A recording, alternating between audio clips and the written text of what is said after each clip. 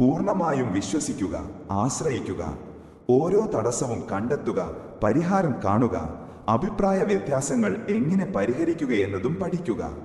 വിമർശനങ്ങൾ ഉണ്ടാകുമ്പോൾ നിങ്ങളുടെ നിലപാടിൽ നിന്ന് വാക്കുമാറ്റുക, പിന്മാറുക എന്നത് ഒഴിവാക്കി വ്യക്തമായ തെളിവുകളോടെ തിരിച്ചടിക്കുക, പ്രതികരിക്കുക.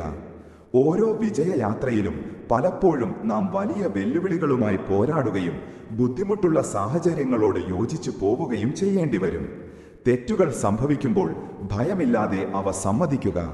എല്ലാ മനുഷ്യർക്കും ചില കാര്യങ്ങളോട് സ്വാഭാവികമായ ഇഷ്ടക്കേടുണ്ടാവാം. എന്നാൽ ഒരു ടീമായി പ്രവർത്തിക്കുമ്പോൾ ഈ വ്യക്തിപരമായ ഇഷ്ടക്കേടുകൾ മാറ്റിവെച്ച് പരസ്പരം പിന്തുണയ്ക്കുക എന്നത് പ്രധാനമാണ്. പുതിയ ഉത്തരവാദിത്തങ്ങൾ ഏറ്റെടുക്കുകയും ഓരോ ദൗത്യത്തിലും പൂർണ്ണമായി സമർപ്പിക്കുകയും ചെയ്യുമ്പോഴാണ് യഥാർത്ഥ വിജയം കൈവരുന്നത്. നിങ്ങൾ മുന്നോട്ടു പോകുമ്പോൾ ചില പദ്ധതികൾ പാളിപ്പോകുകയും ആശയവിനിമയങ്ങൾ ചിലപ്പോൾ തകർന്നു പോകുകയും ചെയ്തേക്കാം. കഠിനാധ്വാനം കാരണം തളർന്നു പോകാൻ, ക്ഷീണിച്ചു പോകാൻ സാധ്യതയുണ്ട്.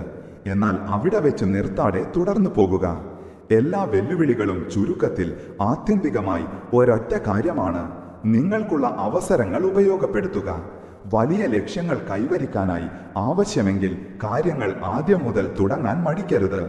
നിങ്ങൾക്ക് ചെയ്യാൻ കഴിയാത്ത കാര്യങ്ങൾ ഒഴിവാക്കിയെന്ന് കരുതി നിരാശപ്പെടേണ്ടതില്ല. ഓരോ ദിവസവും നിങ്ങൾ കൈകാര്യം ചെയ്യുക, നേരിടുക, പ്രശ്നങ്ങളെ അതിജീവിക്കണം. അല്ലെങ്കിൽ നിങ്ങളുടെ ഊർജവും സാധ്യതകളും കുറയുകയെന്ന നഷ്ടപ്പെടുക സ്ഥിതി വരും. ഒരു വലിയ കുറവിന്, ക്ഷാമത്തിന്, അമിതമായ ക്ഷീണം, അവശത ഒരു ഔദ്യോഗിക അപേക്ഷ ആവശ്യമാക്കുന്നു. നമ്മെ പുറംതോലി നോക്കി വിലയിരുത്തുന്നവരെ ഓർക്കുക. എല്ലാ തിരക്കിനും കഠിനാധ്വാനത്തിനും ഇടയിലും നമ്മുടെ ആന്തരിക ശക്തിയുടെ ഉറവിടമായ സ്ഥിരതയുടെ ആധാരം കുടുംബത്തിലാണ്.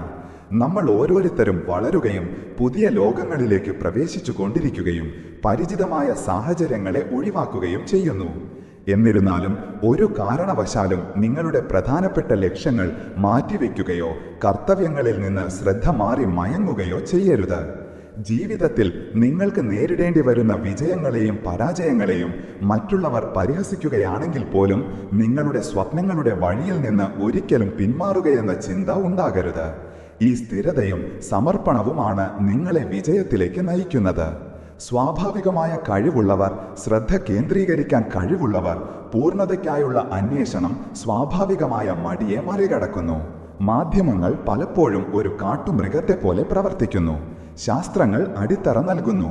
ലൗകികമായവ മുതൽ ആവേശകരമായവ വരെ നീളുന്ന വികാരങ്ങളുടെ ഒരു നിരയാണ് യഥാർത്ഥത്തിൽ സന്തോഷത്തിനായുള്ള നമ്മുടെ അന്വേഷണത്തെ നിർവചിക്കുന്നത്. എന്നാൽ നാം മനസ്സിലാക്കേണ്ട ഒരു വസ്തുതയുണ്ട്: സന്തോഷമെന്നത് ജീവിതത്തിൽ നേടേണ്ട ഒരു ലക്ഷ്യത്തിലേക്കുള്ള മാർഗം മാത്രമാണ്. അത് തന്നെയല്ല നമ്മുടെ അവസാന ലക്ഷ്യം. ഈ വികാരങ്ങളുടെ ഓളങ്ങളെ അംഗീകരിച്ച് അവയെ നമ്മുടെ യാത്രയ്ക്കുള്ള ഇന്ധനമായി ഉപയോഗിക്കുമ്പോഴാണ് ജീവിതം പൂർണ്ണമാകുന്നത്.